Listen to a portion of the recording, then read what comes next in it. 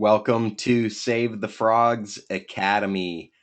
My name is Dr. Kerry Kriger. I'm the founder and executive director of Save the Frogs.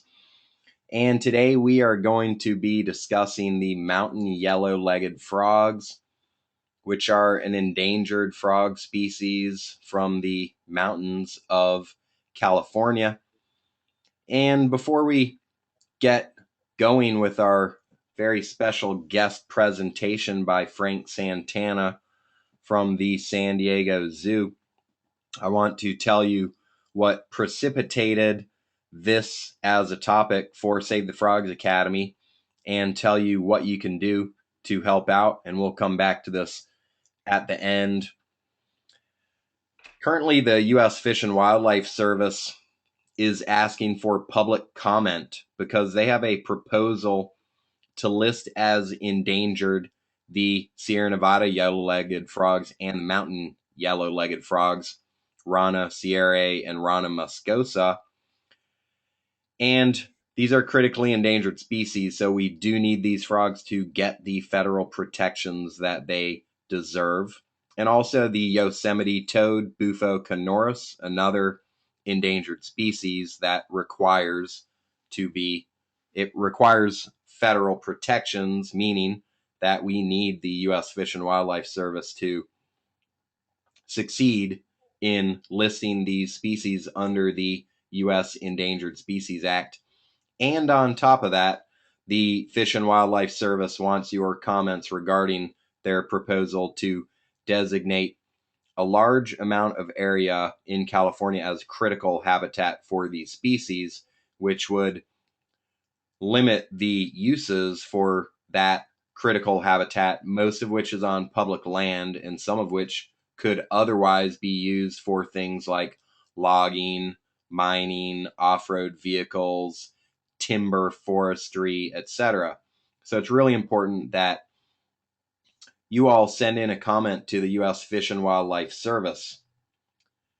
And specifically, I decided to have this class and the one that we had on October 2nd also on yellow-legged frogs because I saw several articles coming out of newspapers in Central California and some of the mountain areas where there are actually a lot of people who don't want these frogs to get protection, or certainly they don't want the land designated as critical habitat because they fear, and I think incorrectly, that their economy will go downhill if these frogs get the protections they deserve, which I do not at all think is the case. I think that, as I said already, the land is mostly public land already, and in general, having nice wilderness areas, wildlife, a nice scenery and nature contributes to a healthy, sustainable, long-term tourism trade because people want to visit those places, and when they do, they spend their money. So because there was such controversy, and I did not want the U.S. Fish and Wildlife Service receiving only comments from those people in opposition, I wanted to have these classes to get all of you educated about the frogs and to get you sending in your comment. So if you go to the homepage of SaveTheFrogs.com, you'll see right at the very top, click here to save the yellow-legged frogs and Yosemite toads. When you click that, you'll end up on our frog blog where there's an article about what I was just telling you about and a link that says click here to submit your comment on behalf of frogs. That is where you want to click. Don't leave a comment on the blog. Make sure you click that link to leave your comment, and I'll show you where that will take you. Right here I have some sample text. Feel free to use that text though, certainly since you will be very educated about these frogs by the end of this class. You should be able to add at least a few extra lines to personalize the subject. I know that governments, when they receive hundreds or thousands of emails that all look the same or comments that look the same, they kind of just disregard most of them and count them all as one email. So it's really good if you can, in some way, personalize your email. But at a minimum, there's some good text for you to use or to start with. So when you click here to submit your comment on behalf of frogs, it takes you to this regulations.gov federal web page where it's quite easy for you to input your comment. So I'd really appreciate it, and I know that the frogs would as well, if you could go there and submit your comment on behalf of the frogs.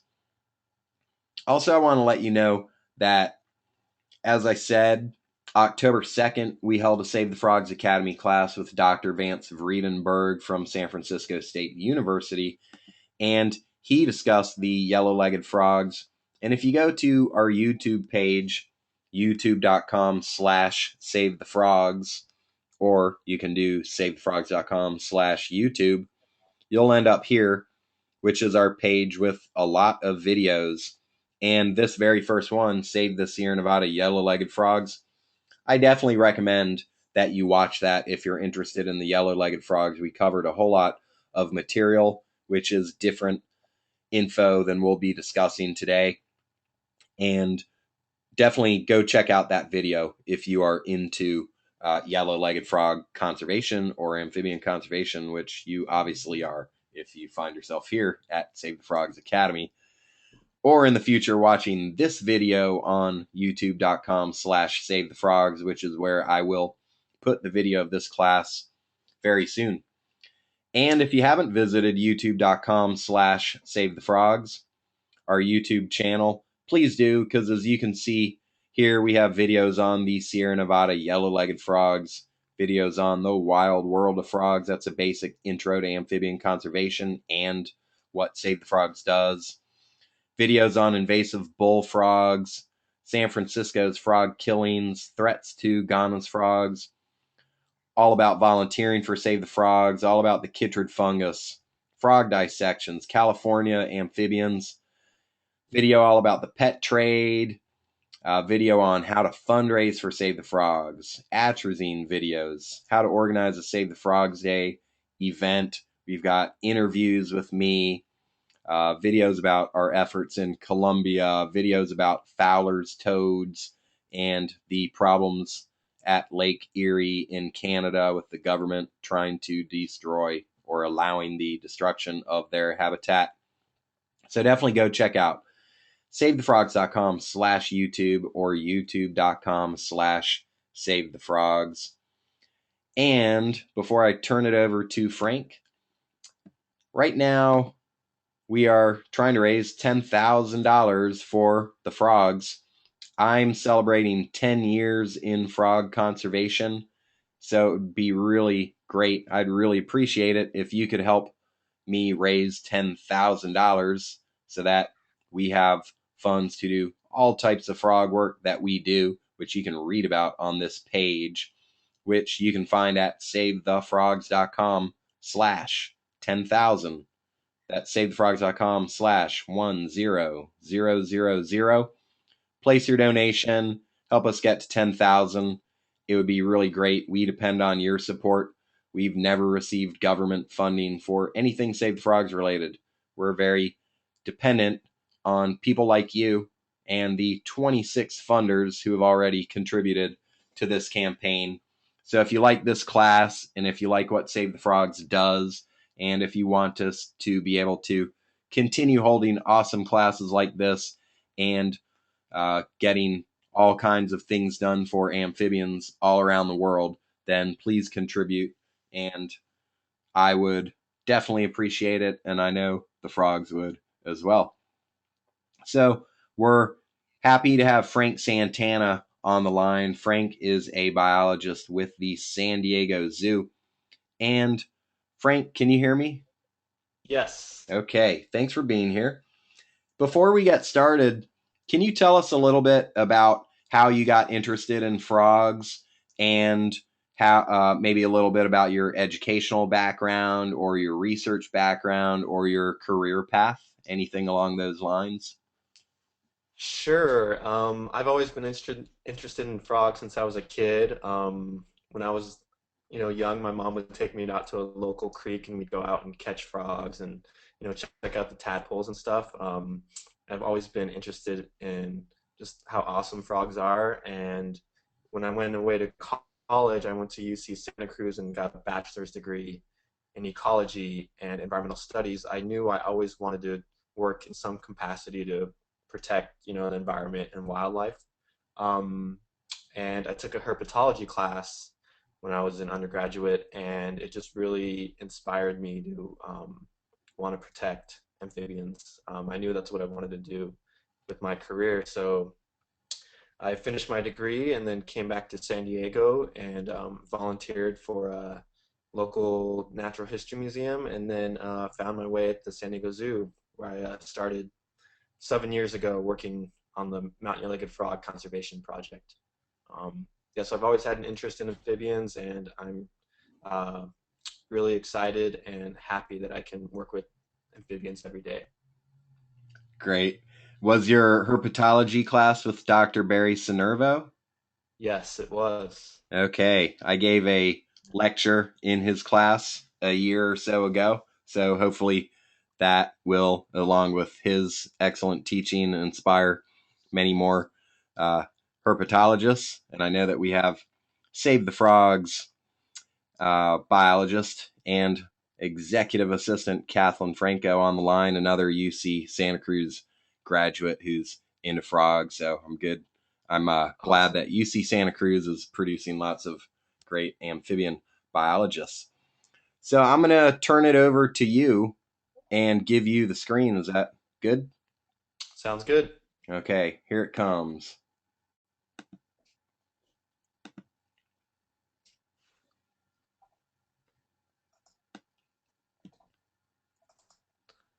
All right. Can everyone see my screen? Can you see my screen, Carrie? I can see your screen. Okay. Okay, so like Carrie said, I'm a research coordinator, biologist at the San Diego Zoo Institute for Conservation Research. Um, and today I'm going to be talking about our efforts to protect the mountain ear-legged frog in Southern California.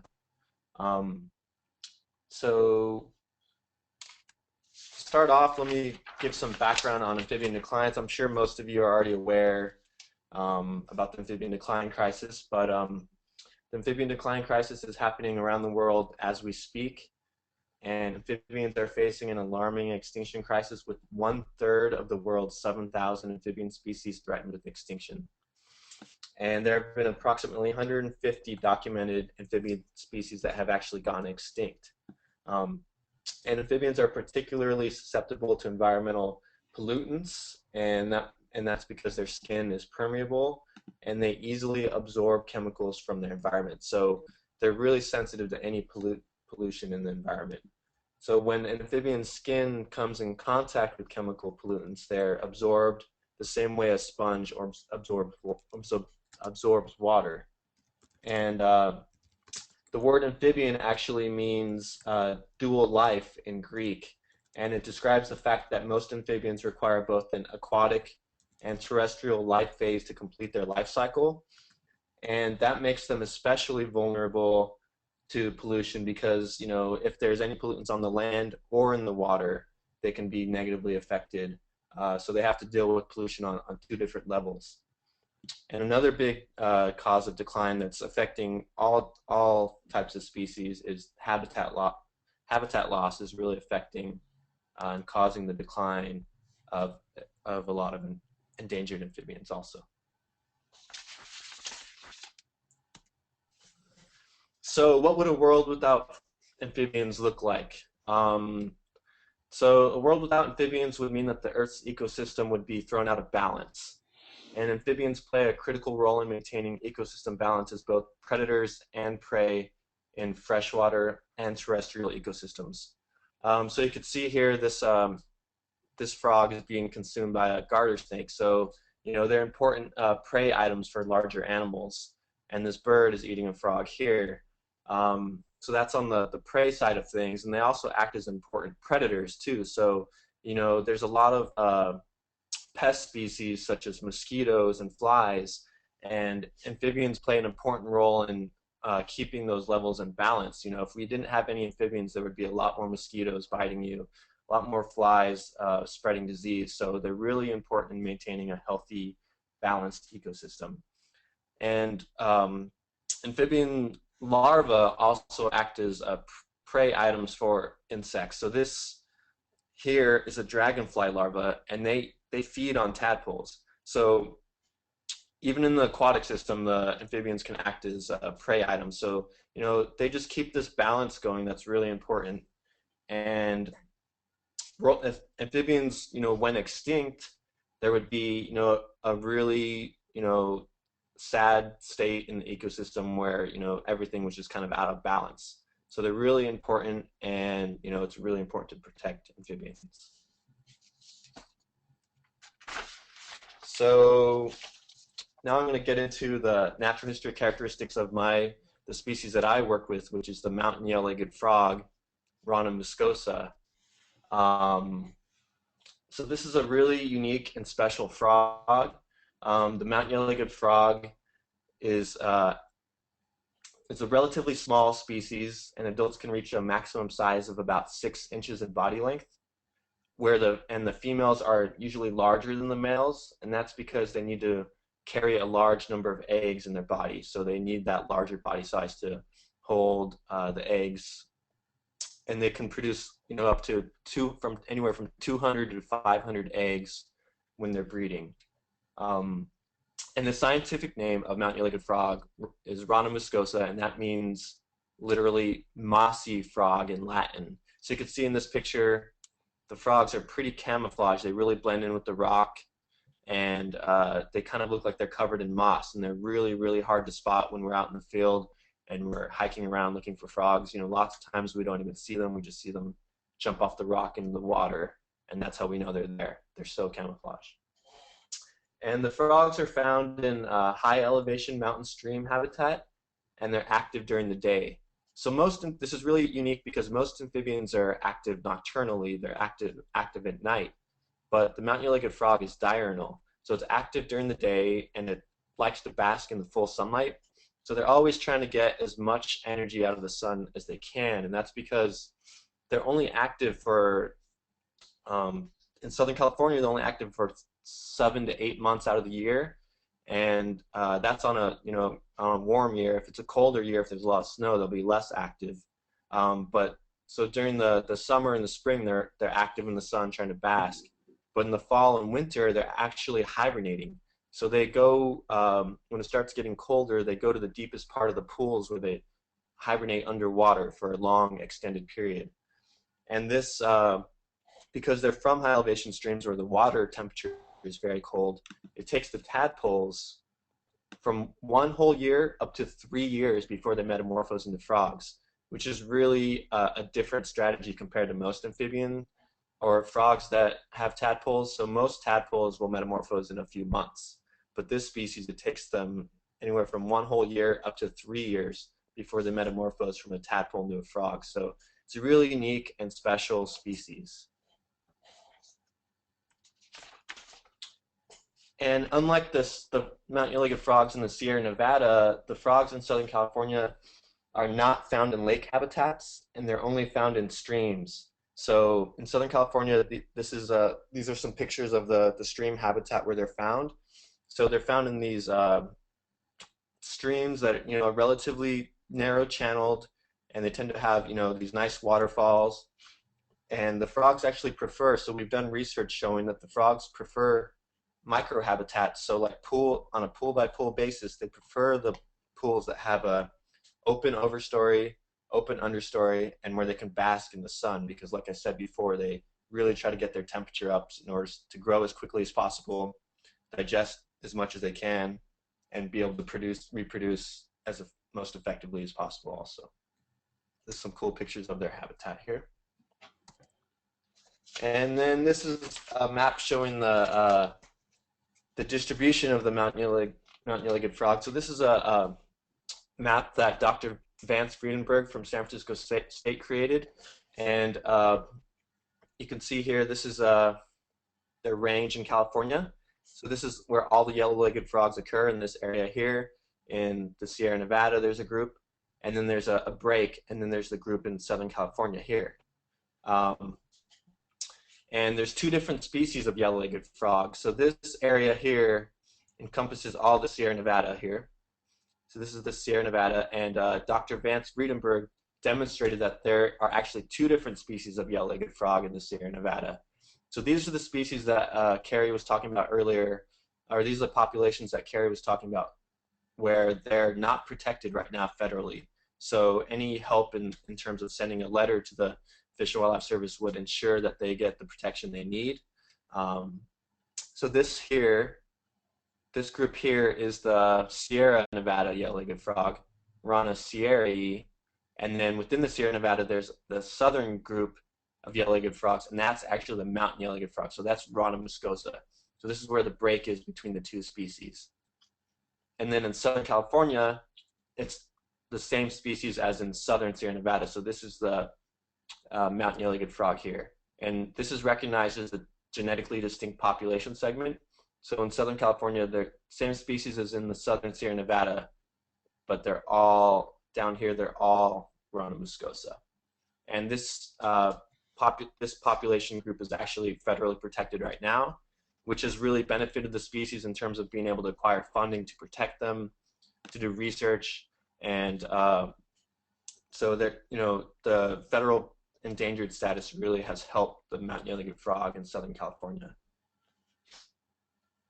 So next I'm going to get into the detail of the Southern California mountain yellow-legged frog population, and for the rest of the talk, all of my research was done in Southern California. So this map here shows the distribution of the mountain yellow-legged frog in Southern California. Historically, there were over 160 locations where the mountain yellow-legged frog was found. Today, there's only 9 locations where the mountain yellow-legged frog occurs, and they occur in 3 separate mountain ranges. This is the San Gabriel Mountains, where there's 5 populations. The San Bernardino Mountains, so this whole mountain range, there's only 1 stream where the frogs are found, and it's pretty much extinct there. So there's only a few frogs left there, if that. And then there's another group in the San Jacinto Mountains here, and there's 3 populations there. So across all these populations in the whole of Southern California, there's only about 200 adult frogs estimated to survive. So these frogs are critically endangered. You know, it's a really precarious situation, and they were listed as endangered by the Fish and Wildlife Service beginning in 2002. And at the San Diego Zoo Institute for Conservation Research, we've been working with the frogs since 2006. So, you know, we're making progress, but it's definitely because we're the first ones to work with them in captivity, it's definitely taking a little bit of time to get everything going and get the frogs toward recovery. So, but we're definitely making some good progress. And the historic elevation of the mountain yellow-legged frog in Southern California was from 1,500 feet to 8,000 feet. But today, 8 of the 9 populations that exist occur above 5,000 feet. And that's because a lot of the populations at lower elevations have been really affected by habitat loss. And so the populations have really been isolated to these higher elevation streams.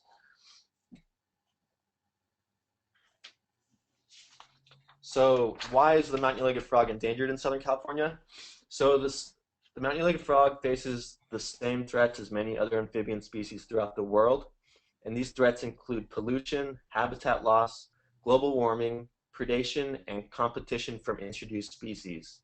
And so the bullfrog here is only natively found east of the Mississippi River, but it's been introduced into waterways in Southern California, and they actually eat the mountain yellow-legged frog because they're a lot larger, and they pretty much will eat anything they can fit in their mouth. So that's caused a big problem. And then trout is also another reason why the mountain yellow-legged frog is in decline in Southern California. So these rainbow trout, you know, don't naturally occur at higher elevations, but they've been introduced for fishing, and they've spread, and they will actually also eat the juvenile frogs, tadpoles, and eggs. And then another threat is wildfires and drought. So global warming has caused an increase in drought, increased rate of wildfire, and that's caused a big problem for the mountain yellow-legged frog. And another cause of decline is chytrid fungus. So this is a microscopic picture of the chytrid fungus, and this fungus is a novel fungus that's has contributed to the decline of amphibians throughout the world. and we think that it caused a lot of the declines in the 80s and 90s of the mountain-legged frog. But we can't be sure about that because the disease wasn't described until late 90s. So, but that we think that that played a big role in the decline of the mountain-legged frog in Southern California. So at the San Diego Zoo, at the San Diego Zoo Institute for Conservation Research, we've been working with the mountain-legged frog since 2006, and that's when we received 80 wild-caught tadpoles collected from a pool that was drying up. So this pool was drying up, and we went out, our partners at the USGS and the US Forest Service went out and collected frogs, or tadpoles, because their pool was drying up, they were going to die anyways, and we brought them in captivity. We've raised those frogs up, tadpoles up into frogs, and now we're breeding the frogs and producing these offspring and using them for reintroduction and conservation efforts. So I just want to mention real quick our partnerships that we have with a lot of government agencies. And these partnerships are really critical to protecting the mountain-legged frog in Southern California. We work with the California Department of Fish and Wildlife, the U.S. Forest Service, U.S. Fish and Wildlife Service, the United States Geological Survey, and Caltrans. So we work with all these partners in order to plan and execute our conservation of the mountain-legged frog in Southern California. So now I'm going to get into the reintroduction program. So in captivity, we've been successful in breeding these frogs. It took a few years before we were able to figure out the formula, the right protocols to get the frogs to reproduce in captivity. And the key for reproducing them in captivity, we found, is definitely that they need to be hibernated. So they need to be held in these cold temperatures for about at least 3 months. And that's in order to simulate their winter that they get in the wild, because in the wild they breed in the spring. So you have to put them through this cold season.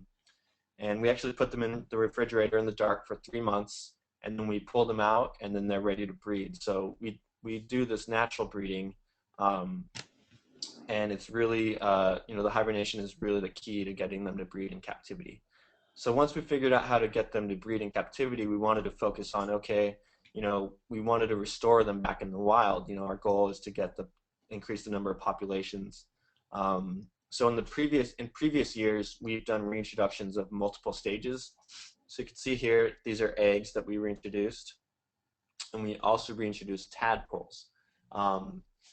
So when we did those reintroductions, it was difficult to track the animals after they were released, and and the natural mortality rate, so the number of animals that will survive from an egg or a tadpole up to an adult frog, is really low. So we didn't have a lot of success with releasing eggs and tadpoles. So we decided to focus on releasing animals from the juvenile frog life stage, because they have a higher chance of surviving to adulthood.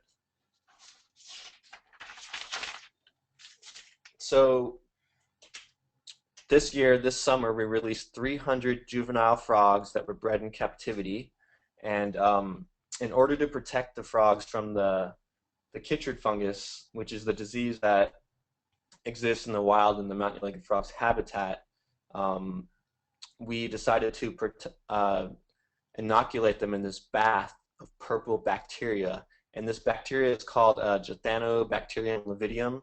We just call it JLiv for short, and this bacteria has been shown by Dr. Vance Breedenberg at San Francisco State to protect the mountain-legged frogs from the effects of the chytrid fungus disease. So we're bringing these animals from captivity out in the wild, and we want to make sure that they have the best chance of survival. So this chytrid fungus is found everywhere in the environment in Southern California.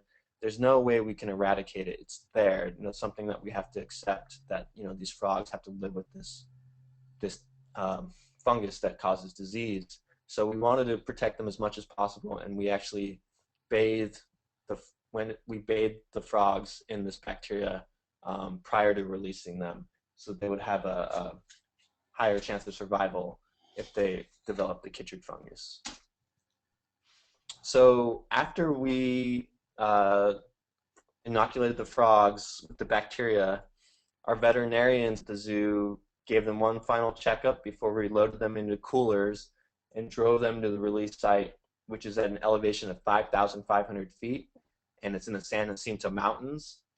And the release site we chose is free of invasive fish. It's in a protected reserve, and it used to have a population of frogs until the early 1990s.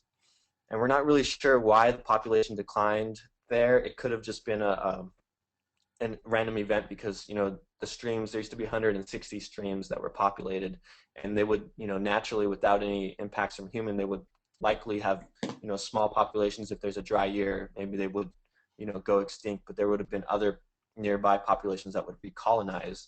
But because the populations are so isolated now, that doesn't happen.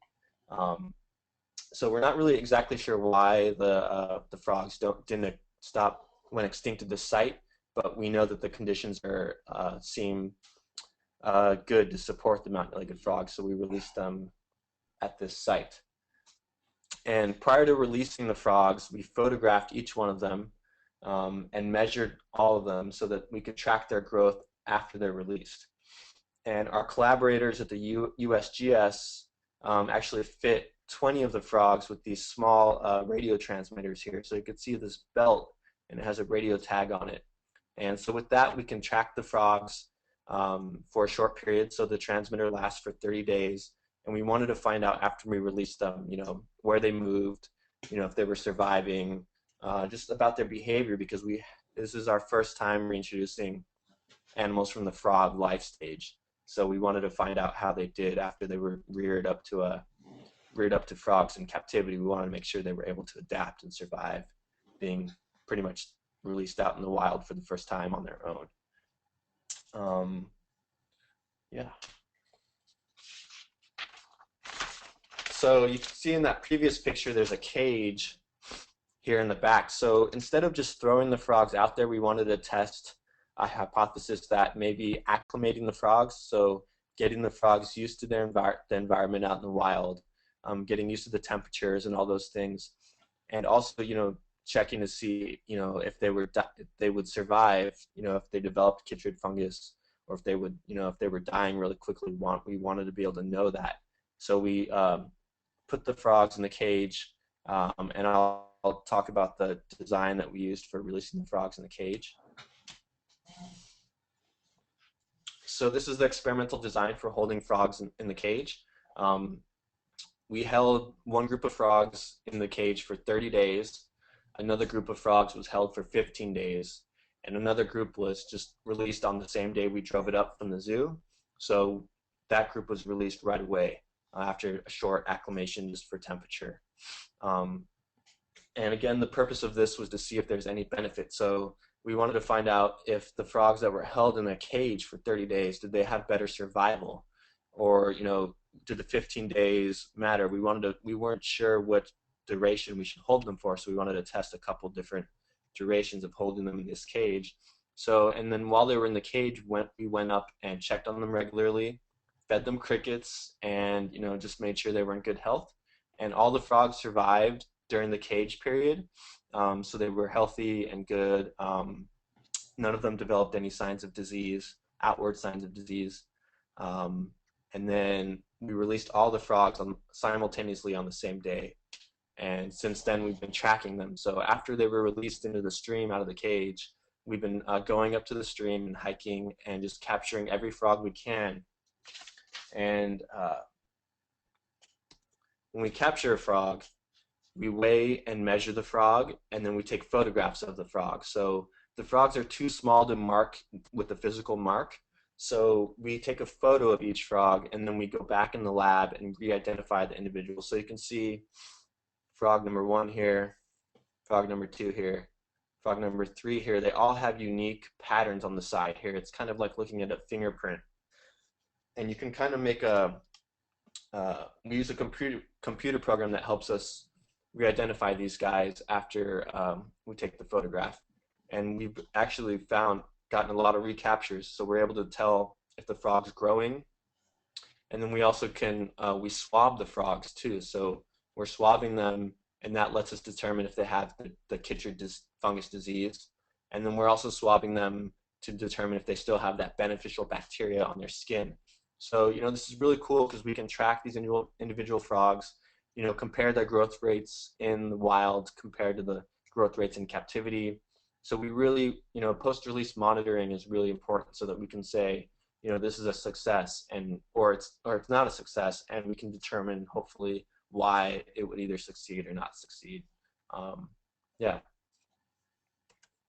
So our initial results indicate that the mountain elegant frogs are really resilient. So at the juvenile life stage,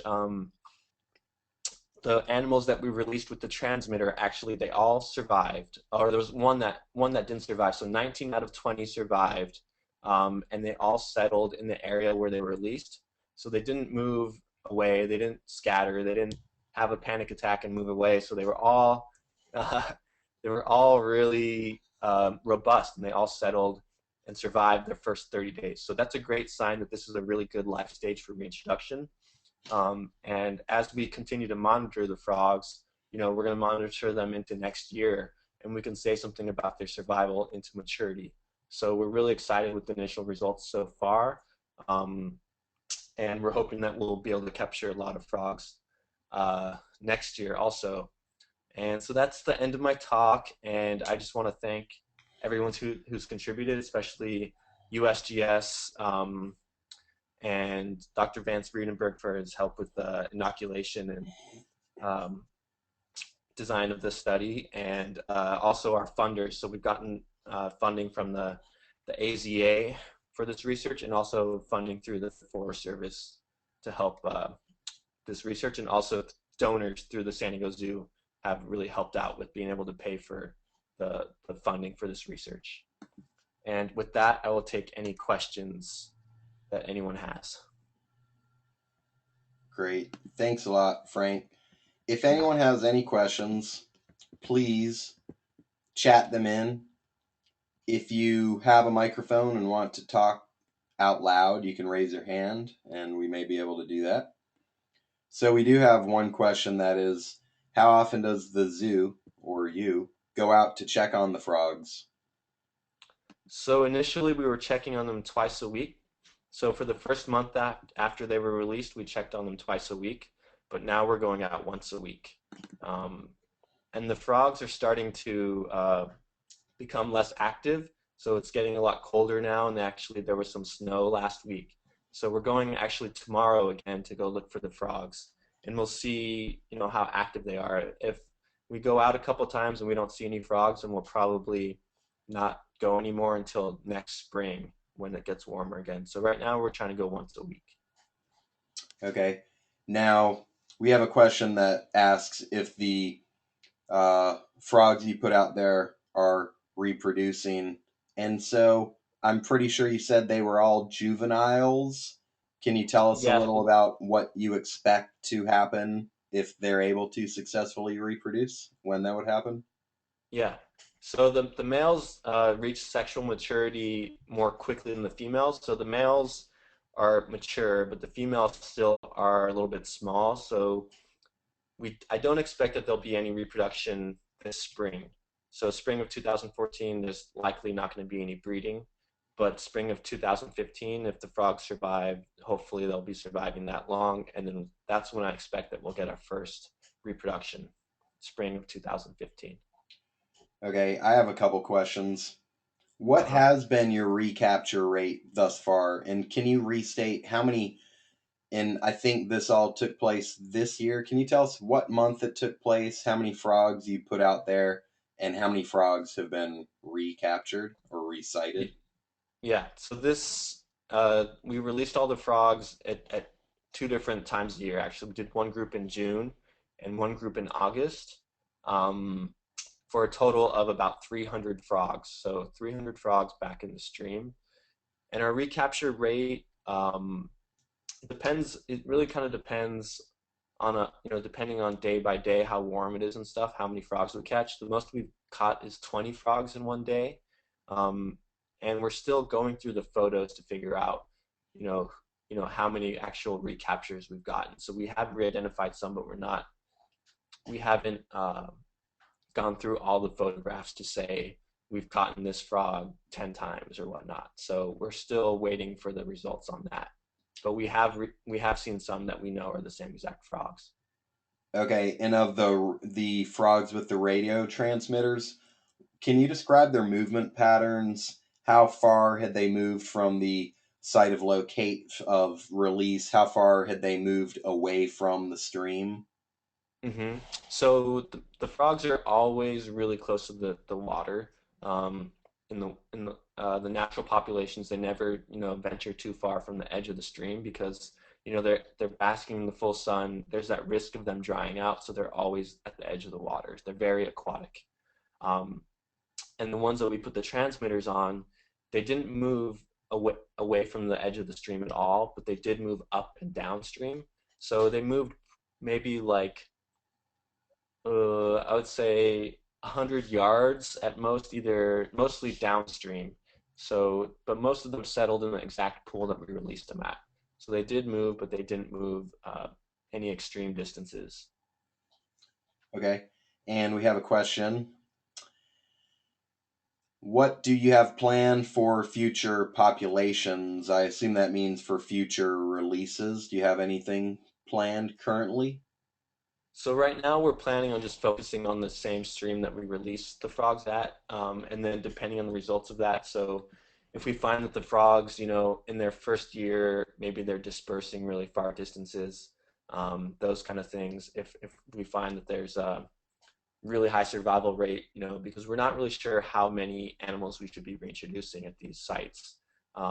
So right now we're just focusing on this site, but as we continue to produce the animals in captivity, once we figure out the formula, so to speak, of the best reintroduction strategy, then we'll be planning on just releasing them at multiple sites in all three mountain ranges. So the future would be to, use this formula, say we want to reintroduce, get a population established, we'll reintroduce this many frogs at this, spread out this distance between each pool. And so we're planning on doing this on a large scale in the next, hopefully in 2 years, we'll be moving them out to a bunch of different streams. Okay. All right, let's see. Does anyone else have any questions for Frank or for me, or any questions about anything related to amphibians or Save the Frogs? If so, go ahead, chat them in. And we have a question. Are there groups working on this species in more northern areas? And I believe that the Fresno Chaffee Zoo and maybe one other zoo are doing something. Can you tell us about that, Frank? Yeah, so the San Francisco Zoo has a population of the Sierra Nevada yellow-legged frog, and right now they're just focusing on producing animals in captivity, and they're going to be working with Vance Friedenberg to do a similar reintroduction in the Sierra Nevada in the lake habitats up there. So things we learned from this reintroduction, will be applied to that group up there also. And then the Oakland Zoo is now working with the mountain-legged frog in the Sierra Nevada, so that remember how there was that different group in the Sierra Nevada. So that's the northern population of the mountain-legged frog, and they're working with them, and that population is really endangered. So they're working to do the same thing that we're doing, where they're breeding them in captivity and then reintroducing them back in the wild. Okay. What is the life expectancy of the frogs in the wild, if we know what that is, and what is it in captivity? Yeah, so the USGS does surveys in Southern California. They visit each of the 9 sites 3 times a year, and they've been doing the surveys for over 10 years, and they've found a frog that's been sighted 10 years in a row. So it's at least 10 years old. And when they started sighting the frog, it was already an adult. So the life expectancy of an adult frog is probably, at max like 15 years, and that's not counting the tadpole development stage. So they're really a long-lived frog compared to most amphibians. And And they what was can it? stay as tadpoles for multiple years. Is that correct? Yeah, so in Southern California, it's warmer obviously than in the higher elevation sites in Sierra Nevada. but in Southern California, they require at least a whole year before they metamorphose, and they can take up to 3 years. So it really takes a long time before they can metamorphose. Okay, and I'll just add to that that their life history, the fact that they're in the water for so long and that they hang around near the water. So they're in the water as tadpoles for a minimum of 1 year. And then, even as adults, at least the males are hanging around the water all the time. And this is one reason that they're so susceptible to the chytrid fungus, because the chytrid fungus has waterborne zoospores. And these populations, especially as compared to the ones that Dr. Vredenberg talked about in the Sierra Nevadas, they're often hanging around lakes. And here they're pretty much exclusively on the streams. And my research in Australia for my PhD showed that the chytrid fungus really likes hanging out at streams. And the chytrid fungus worldwide has been most damaging to frog populations in the mountains. So these frogs are in mountain streams and they're always in or near the water. So that's one reason that they're so susceptible to the chytrid fungus. Yeah, Uh, and one question that we're not really yep. sure about is if the fungus is affecting the juveniles, more than the adults. So maybe the juveniles are not able to withstand the effects of chytrid as much as an adult frog would. So that's why we're tracking the disease levels, and we haven't analyzed the swabs to see what the chytrid loads are on these frogs, but it's really cool because we'll be able to track a frog over, a year period and say it either when it got chytrid or if the load of chytrid increased, so that we can really say these animals are diseased or not, because we're throwing them from a sterile environment in the zoo to an environment where this fungus occurs. So we want to make sure that they're able to withstand that. Okay. And just to let you know, in case you haven't seen it, I actually did a study during my PhD and published a paper called Survivorship in Wild Frogs Infected with Chytridiomycosis. And that's about tracking the disease through time on the frog. So if you haven't seen that, I can send it to you. Yeah, And that'd be awesome. we have another question. How long after a wildfire will the burned overlands until the burned overlands support amphibians again? So the fire comes through. How long before amphibians uh, take over that land again?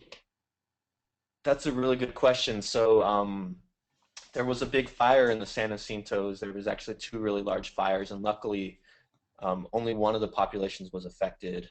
Um, so, I mean, it's still a bad thing that the population got affected, but luckily the reintroduction sites were not affected, and the other two existing populations were also not affected. But there's another site in the San Bernardino Mountains, and that's the one I showed you where there's only one population in the whole mountain range, and they're pretty much extinct in that stream now.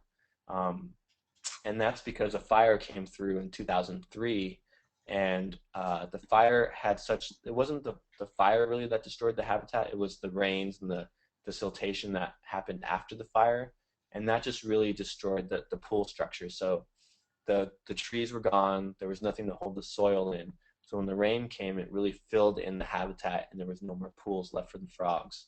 And so it kind of depends, if with that population, the frogs didn't immediately die, but then over time they really started to crash because their habitat just had been altered so much. Um, so it depends on the scale of the fire, how intense, what the frequency between burns is. But fires really can make a population blink out pretty quickly. So that's why it's important to have these populations that are, resilient in terms of like having different streams that are near each other with healthy populations. So I mean, it would naturally occur that a population, if there was a fire or if there was a drought and like some of the streams dried up, that the population might go extinct. But the natural balance would be that there would be other streams nearby, and on a healthy year or when the habitat recovered from fire, there would be a recolonization. But right now, that's not happening because the populations are so isolated. So the effect of fire is really devastating on these guys. Thanks. And Uh-huh. we have a question. Is anyone working on the population genetics of this species? And I know that you showed us that map at the start that broke up these species, the Rana muscosa and Rana sierra, which I think happened in 2006. Before that, it was all thought to be Rana, or it was all called Rana muscosa throughout its range, and then it got broken up. Is there any current work going on, or anything of interest that you have to say about that? Yeah, in Southern California, there's a paper published that was done with the USGS that they looked at the population genetics in Southern California, and in order, we wanted to look at that to see how we would manage this population in captivity. And so we found that the frogs are actually distinct in each of the mountain ranges. So we actually manage them. Each mountain range in Southern California is considered a separate genetic unit. So we have looked at that in the population. And we've also looked at the genetic diversity of the frogs that we have in captivity, and it's relatively high. It's pretty much representative of the genes that are found in the wild population from the same mountain range. Okay. And we have a question about the J-Live inoculation. Does it last for the frog's entire life?